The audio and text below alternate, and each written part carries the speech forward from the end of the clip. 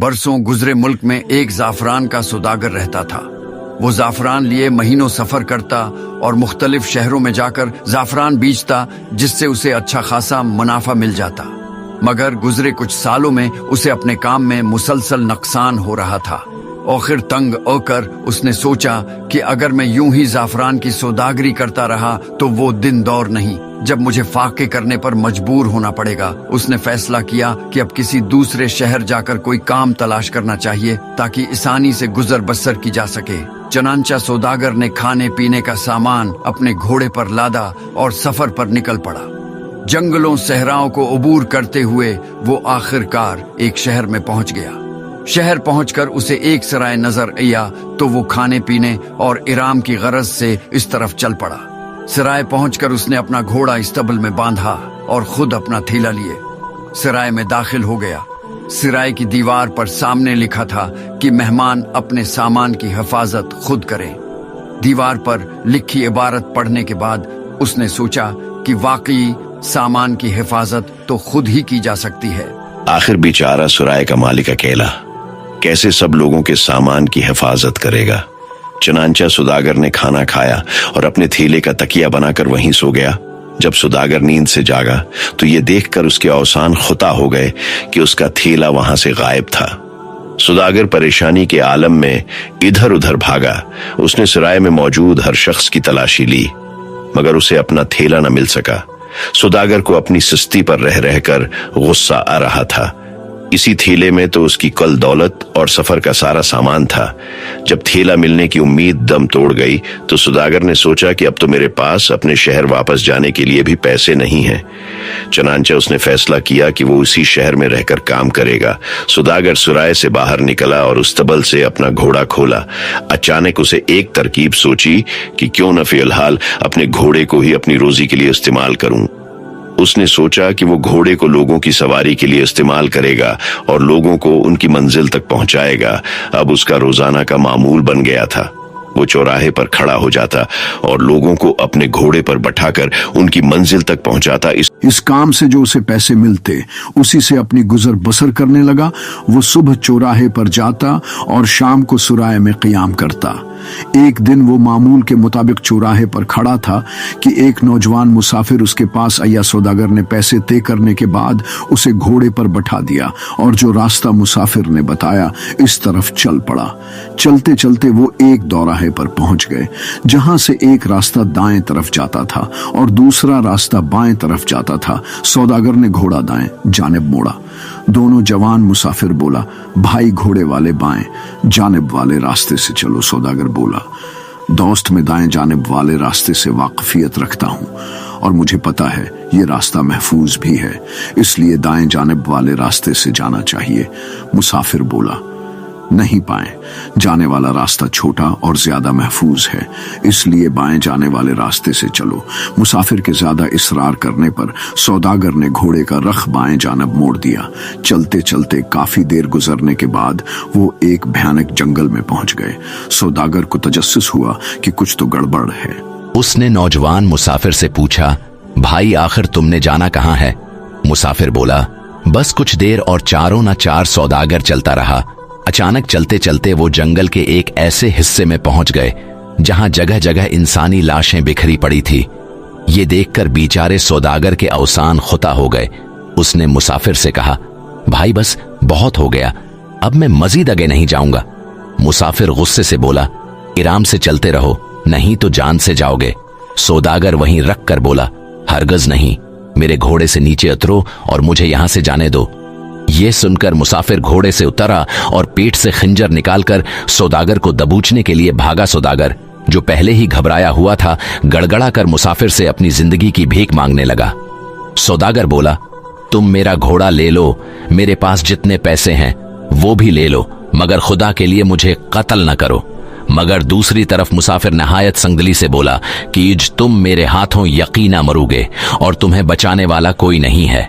मुसाफिर की ये बातें और आंखों में उतरा हुआ खून देखकर सौदागर समझ गया कि शायद उसकी जिंदगी का आखिरी दिन उन पहुंचा है।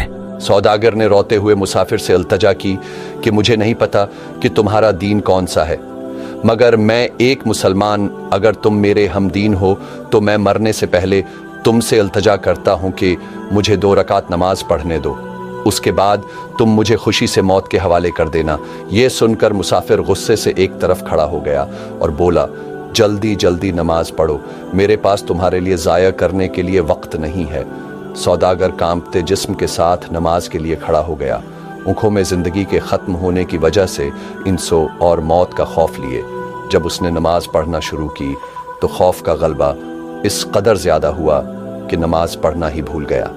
بیچارے کے دماغ میں قرآن کی کچھ آیات تھی تو زبان اسے ادا کرنے سے قاصر ہو جاتی۔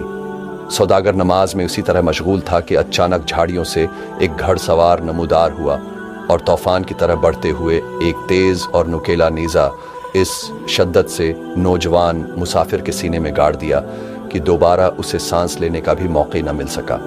مسافر وہیں پر ڈھیر ہو گیا۔ اس کے بعد جتنی تیزی سے وہ گھڑ سوار جھاڑیوں سے نمودار ہوا تھا، اسی تیزی سے وہ جھاڑیوں میں غائب ہو گیا۔ سوداگر یہ منظر دیکھ کر ایک لمحے کے لیے بت بنا کھڑا رہا، پھر تیزی سے اپنے گھوڑے پر جست لگائی اور گھوڑے کو پوری رفتار سے دوڑاتے ہوئے شہر پہنچ کر ہی دم لیا۔ اس کے بعد سوداگر نے توبہ کر لی کہ آئندہ گھوڑے کو دوسروں کی سواری کے لیے استعمال نہیں کرے گا۔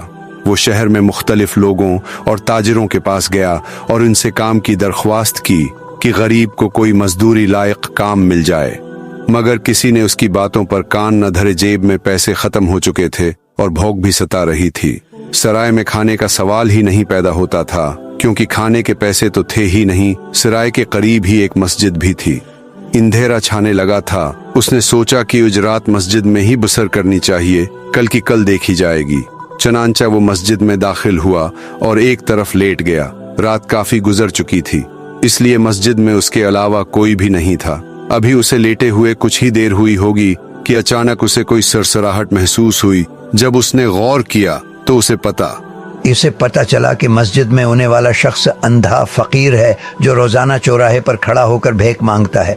اندھا فقیر بڑی آہستگی سے چلتا ہوا ایک طرف آیا۔ اس نے اپنی چھڑی سے آگے پیچھے ٹٹولنا شروع کیا۔ جب اسے یقین ہو گیا کہ وہ مسجد میں اکیلا ہے تو اس نے مسجد کے انگن سے ایک اینٹ نکالی۔ نیچے ایک چھوٹا سا گڑھا تھا۔ اندھے فقیر نے اپنا ہاتھ اس گڑھے میں ڈالا اور اس میں سے ایک تھیلی نکالی۔ وہ تھیلی سکوں سے بھری ہوئی تھی۔ اندھے فقیر نے اپنی جیب سے مزید سکے نکالے اور چپکے سے اس تھیلی میں ڈال دیے۔ اس کے بعد تھیلی اس گڑھے میں رکھ کر اوپر اینٹ رکھ دی اور اس کے بعد اسے برابر کر دیا۔ اندھے فقیر نے اپنی چھڑی سے ارد گرد کا بغور جائزہ لیا کہ کہیں کسی کی نظریں اسے دیکھ تو نہیں رہیں۔ جب اسے یقین ہو گیا کہ اب یہاں کوئی نہیں ہے تو جس طرح وہ چپکے سے آیا تھا اسی طرح وہاں سے واپس چلا گیا۔ فقیر کے جانے کے بعد سوداگر اپنی جگہ سے اٹھا اور اینٹ اٹھا کر تھیلی نکالی تو اس کی حیرت کی انتہا نہ رہی۔ فقیر کی اس تھیلی میں اچھی خاصی دولت موجود تھی۔ سوداگر نے سوچا کہ فقیر کی اس دولت میں سے اسے کچھ لے لینی چاہیے۔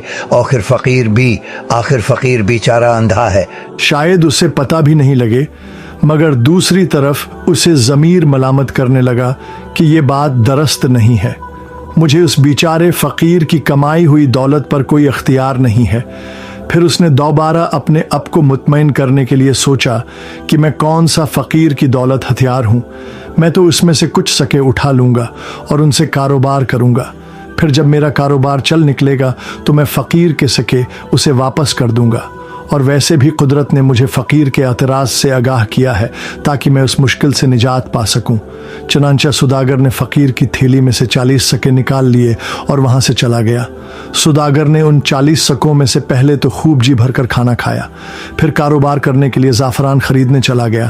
جب زعفران کی قیمت پوچھی تو پتہ چلا کہ اس حساب سے کاروبار کرنے کے لیے رقم کم ہے۔ چنانچہ وہ ایک بار پھر مسجد میں گیا اور فقیر کی تھیلی میں سے مزید 40 سکے نکال لیے۔ اب سوداگر ایک بار پھر زعفران کی سوداگری کرنے لگا۔ کاروبار کے دوران جب اسے موقع ملتا وہ فقیر کی تھیلی میں سے سکے نکال لیتا، اور یوں اس کا کاروبار خوب جاننے کے اب وہ شہر کے مشہور سوداگروں میں جانا چاہتا تھا، اور سب اس سے عزت اور احترام سے پیش آتے ہیں۔ شہر کے کوتوال سے لے کر قاضی تک سب لوگ اس کی عزت کرتے تھے۔ ایک دن سوداگر کو اندھے فقیر کا خیال آیا۔ سوداگر اب تک اندھے فقیر کے کل 200 सिक्के निकाल चुका था। उसने अपनी थैली में 200 सिक्के लिए और चौराहे की तरफ चल पड़ा। चौराहे पर पहुंचकर उसने सोचा कि आखिर मैं अंधे फकीर से कहूंगा। क्या अगर मैंने उसे बता दिया कि मैंने उसकी थैली में से 200 सिक्के निकाले थे तो शायद वो नाराज हो जाए। चुनांचा उसने सोचा कि बजाय उसके कि मैं उसे सब कुछ बताऊं, मैं ये 200 सिक्के उसे अपनी तरफ से तोहफा पेश करूंगा। इस तरह मेरा कर्ज भी उतर जाएगा और भरम भी रह जाएगा। सौदागर फकीर के पास गया और बोला, जनाब अब रोजाना यहां बड़ी ही दर्द भरी आवाज में भीख मांगते हैं। मैंने सोचा कि शहर का सबसे अमीर सौदागर होने के नाते आपको कुछ पैसे बतौर तोहफा पेश करूं। फकीर ने हैरत से पूछा, क्या तुम मुझे बता सकते हो कि तुम मुझे कितने सिक्के तोहफे में दोगे? सौदागर बोला, जनाब मैं आपको 200 सिक्के बतौर तोहफा दूंगा। उम्मीद है कि आप कबूल करेंगे। सौदागर के जवाब देते ही अंधे फकीर ने उसका हाथ जोर से पकड़ लिया और कहने लगा, मैं तो तुम्हें ही ढूंढ रहा था। तुमने मुझ गरीब अंधे फकीर के सिक्के चोरी किए हैं। मेरी थैली में से 200 सिक्के गायब हैं। मैं हमेशा अपने सिक्के गुनकर रखता था। मुझे मालूम था कि मेरे 200 सिक्के चोरी हो चुके हैं, मगर मैंने चुप साथ रखी थी क्योंकि मेरे पास किसी के खिलाफ कोई सबूत नहीं था। अब जब तुम मेरे हाथ लग गए तो मैं तुमसे पूरा मुआवजा वसूल करूंगा।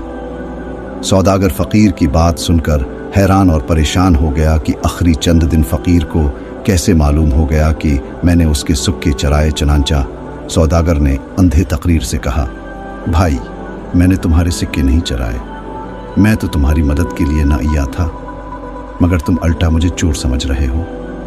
अंधा फकीर बोला, अब इस बात का फैसला काजी ही करेगा।